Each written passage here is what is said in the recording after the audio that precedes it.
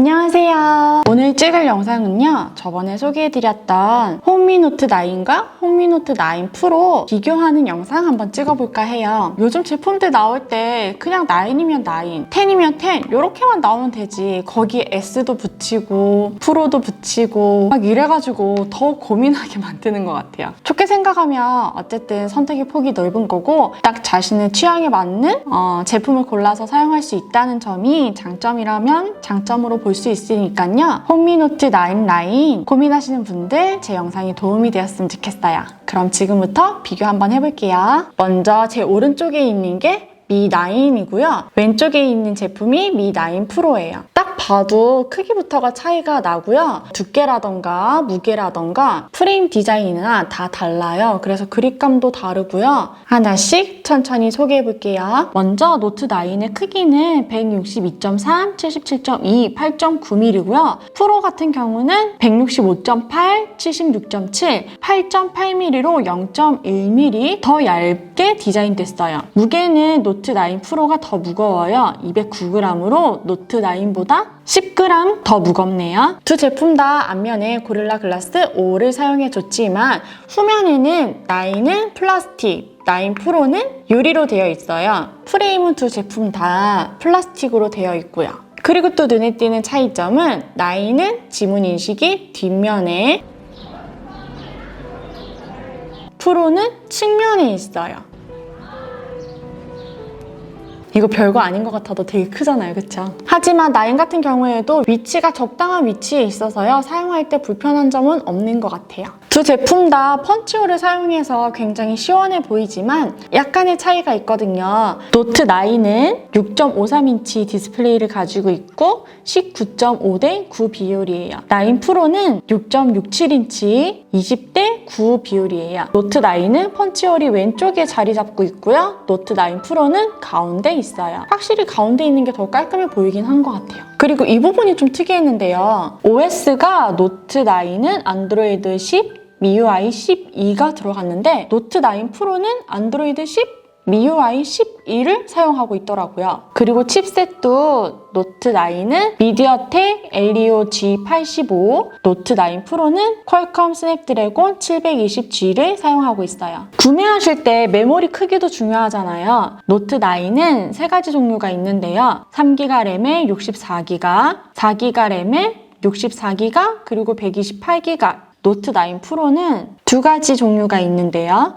6GB 램에 64GB, 그리고 6GB 램에 128GB. 또 큰 차이점이라고 하면 카메라라고 할 수 있죠. 노트 9은 4800만 화소의 조리기 1.8 광각 카메라를 가졌고요. 촬영이 1080 30프레임 가능하고요. 노트 9 프로는 6400만 화소의 조리기 1.9 광각 카메라를 가지고 있어요. 4K 30프레임, 1080 30, 60, 120프레임, 720, 60프레임 가능해요. 왼쪽이 노트 9, 오른쪽이 노트 9 프로예요. 딱 봐도 오른쪽 영상이 더 선명하고 색감도 안 뜨고 흔들림도 잘 잡히는 게 보이시죠?